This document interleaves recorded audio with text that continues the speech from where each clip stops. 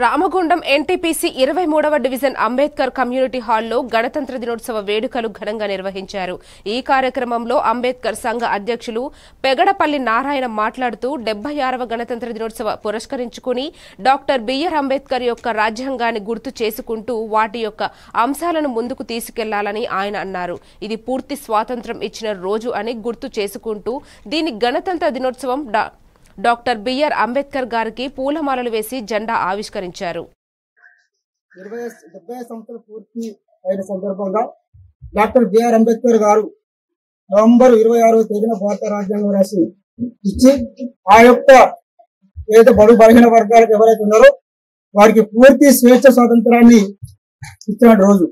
అయితే ఆగస్టు 15 తర్వాత మనకు స్వాతంత్రం వచ్చింది అనుకుంటా, కానీ పూర్తి స్వాతంత్రం అనేది జనవరి 26 వచ్చింది అనేది ఈ రిపబ్లిక్ సందర్భం కాబట్టి దీన్ని ఘనంగా తీసుకొని గణతంత్ర దినోత్సవం అని చెప్పి ఆ రోజు భారత రాజ్యాంగంలో పొందుపరిచిన డాక్టర్ బిఆర్ అంబేద్కర్ గారికి ఈ యొక్క సందర్భంగా తెలియజేస్తూ ఈ కార్యక్రమాన్ని కోరుతూ మా యొక్క